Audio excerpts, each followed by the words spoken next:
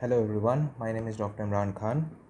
सो हम लोग अब जो सीरीज़ स्टार्ट करने जा रहे हैं उसमें हर एक चैप्टर का मैक्सिमम जो टॉपिक्स है वो कवर अप करेंगे for competitions and for grade 12th and grade 11th।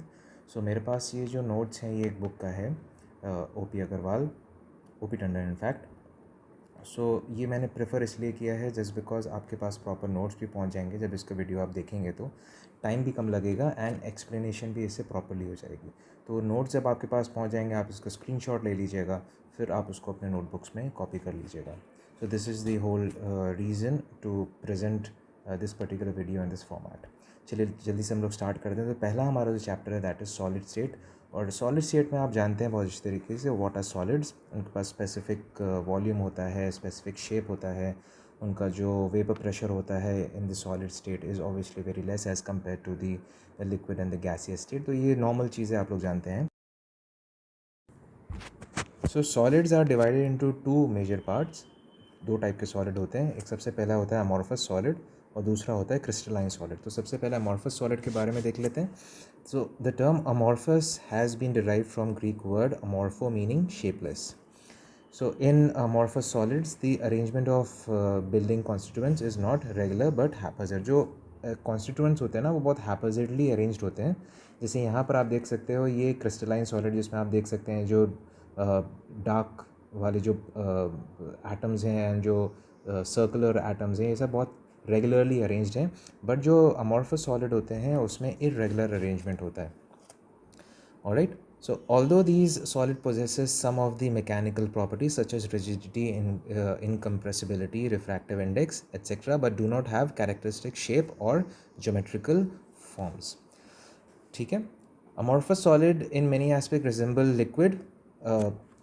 Amorphous solid को हम लोग सेमी कूल लिक्विड्स भी बोल सकते हैं। यहाँ पर देख सकते हैं super cool liquids in fact in which the cohesive force holding the molecules together are so great that the material is rigid but there is no regularity in the structure. आपने पुरानी बिल्डिंग्स में देखा होगा कि जो ग्लास होता है वो नीचे से थिक हो जाता है, ऊपर से पतला हो जाता है।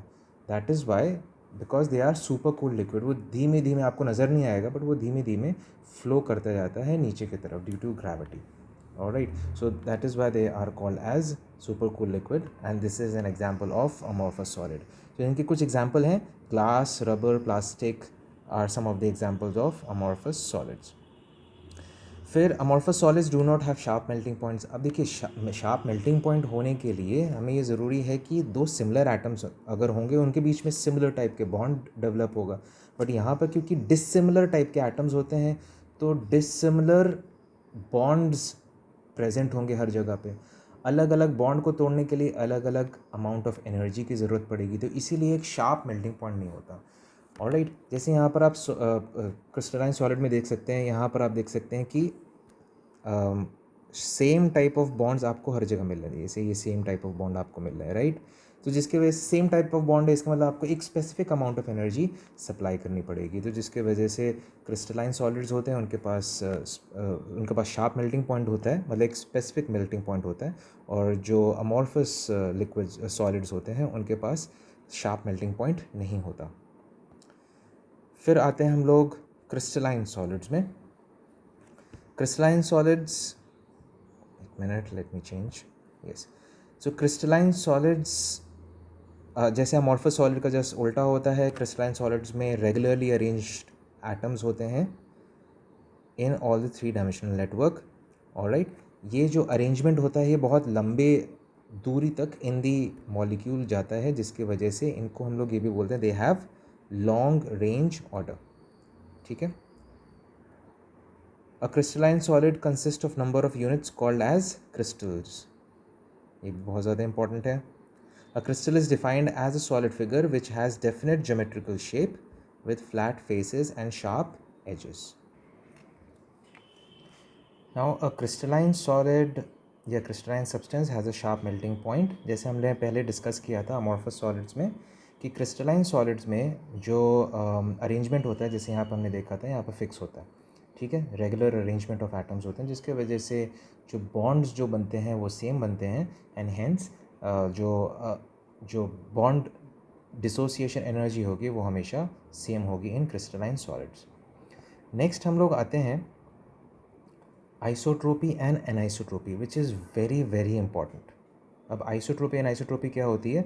The substance which shows same properties in all directions are said to be isotropic, and substance exhibiting directional differences in properties are called as anisotropic. Amorphous solid जो होते हैं वो आइसोट्रोपिक होते हैं, जैसे आप नीचे देख सकते हैं, are said to be isotropic as arrangement of building constituents is random and disordered. अब इससे होता क्या है कि अमॉर्फस सॉलिड, अब जैसे हम लोग यहाँ पर आ जाते हैं, ये एग्जाम्पल ही हम लोग देखते हैं सीधे सीधे। ये जो है ये रेगुलर अरेंजमेंट है, तो ये क्रिस्टलाइन सॉलिड का रेगुलर अरेंजमेंट है। तो सिमिलर प्रॉपर्टीज़ तब मिलेंगी जब आपको सेम टाइप के एटम्स मिलेंगे। ऑलराइट, अब क्योंकि अमॉर्फस में जो एटम्स होते हैं वो रैंडमली अरेंज्ड होते हैं, तो ये प्रोबेबिलिटी हो सकती है कि हमें सेम एटम्स ज़्यादा दूर तक मिल जाएँ, तो हमें सेम प्रॉपर्टी मिलेगी, ज़्यादा दूर तक प्रॉपर्टीज़ मिल जाए इन ऑल द डायरेक्शंस, क्योंकि रैंडमली अरेंज्ड होते हैं। मगर अब जैसे क्रिस्टलाइन सॉलिड का आप एग्जांपल देख रहे हैं, अगर हम लाइन ए टू बी देख रहे हैं तो यहाँ पर आपको ये वाले एटम्स मिल रहे हैं, तो यहाँ पर आपको प्रॉपर्टी सेम मिलेगी। मगर जैसे ही आपने सी टू डी आप मूव करेंगे तो आप देखिएगा कि एटम तुरंत चेंज हो गया। जब एटम तुरंत चेंज हो गया तो जिसकी वजह से जो प्रॉपर्टीज़ हैं वो चेंज हो जाएंगी। हेंस जो क्रिस्टलाइन सॉलिड्स होते हैं वो एनाइसोट्रोपिक होते हैं, एंड जो अमॉर्फस सॉलिड्स होते हैं वो आइसोट्रोपिक होते हैं। ठीक है, alright. So crystalline solids are anisotropic. Magnitude of some of the physical properties of crystalline solids such as refractive index, coefficient of thermal expansion, electrical and thermal conductivities is different in different directions within the crystal. अब यहाँ पर एक term आया thermal expansion. तो what is thermal expansion? इसको मैंने यहाँ पर लिख दिया पहले से ही कि rate at which the material expands with increase in temperature, this is what is called as thermal expansion.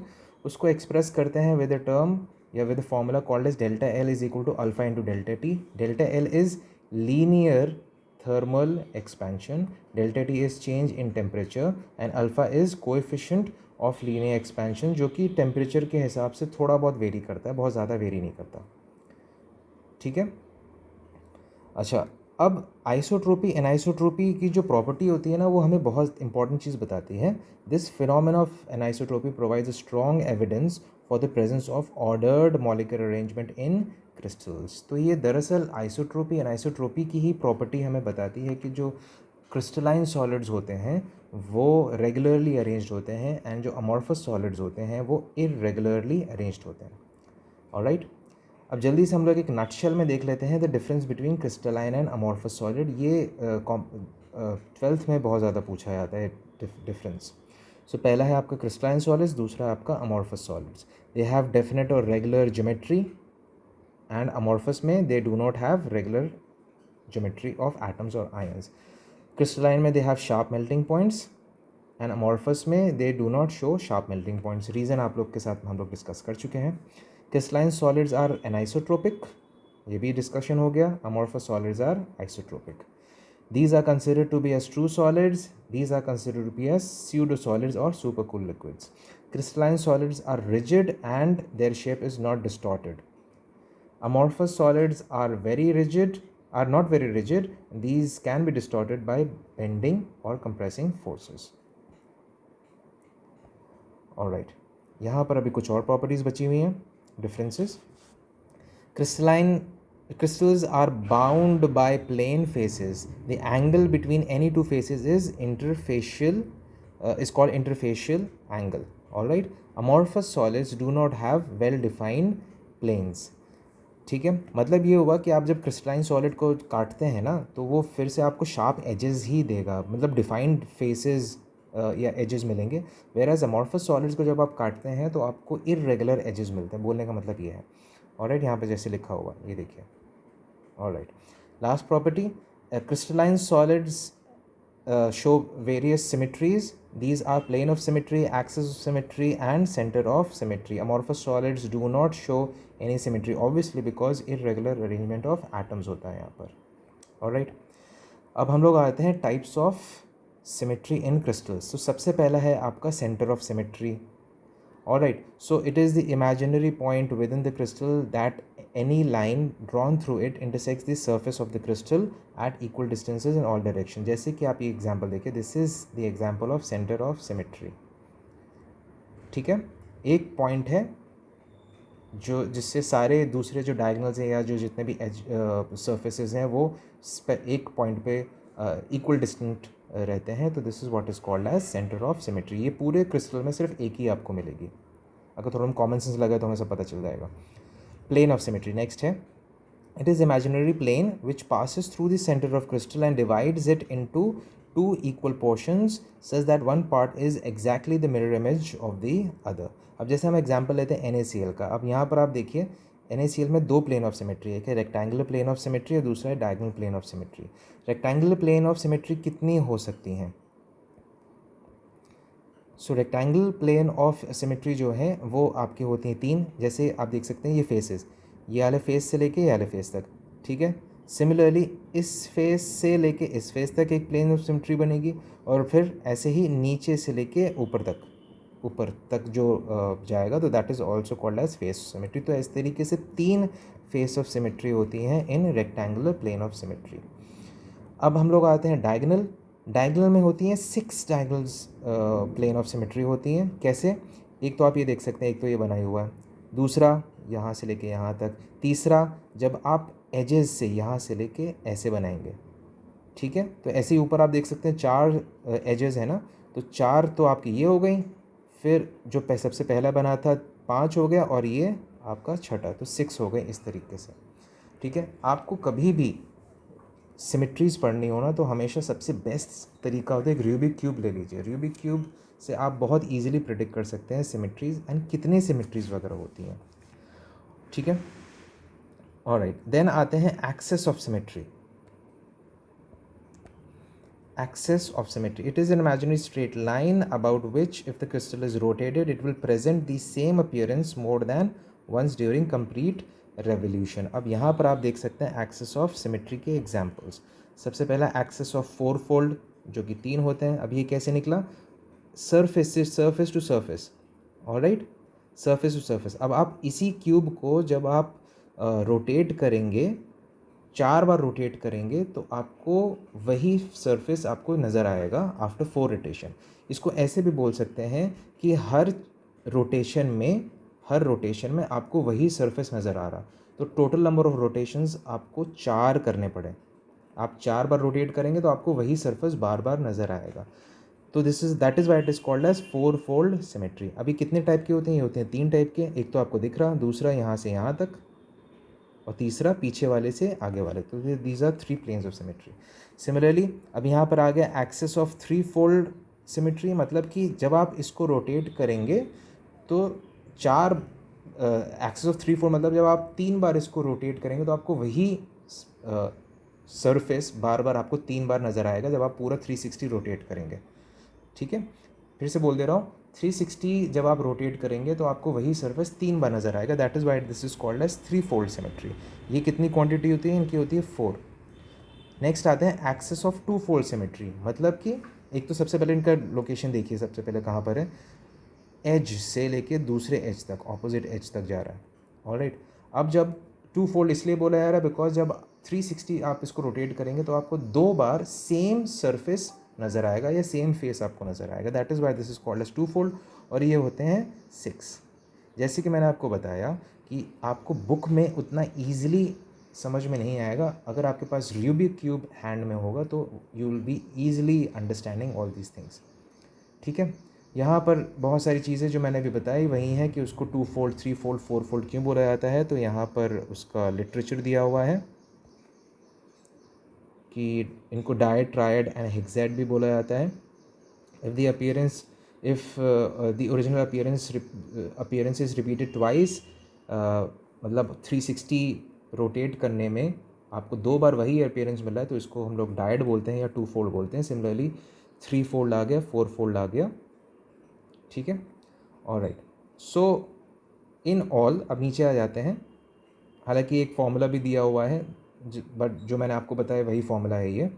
In all there are 13 axes of symmetry processed by a cubic crystal like NaCl. Axes of symmetry फिर से देख लीजिए, access of symmetry कौन कौन से हुए, सी, D and ई, ये access of symmetry हो गए। ये ए और बी आपके हो गए प्लेन ऑफ सिमेट्री, और बीच में आपका हो गया centre of symmetry. Alright, last आता है elements of symmetry. Elements of symmetry मतलब जितने हैं, plane of symmetry, axis of symmetry and centre of symmetry, सबको मिला लीजिए तो this will give you elements of symmetry. In NaCl crystal total number of elements of symmetry are 23। ठीक है, तो आज के लिए हम लोग इतना रखते हैं, नहीं तो फिर वीडियो बहुत ज़्यादा लंबा हो जाएगा। Next class will start with space, lattice and unit cell. Thank you for watching the video.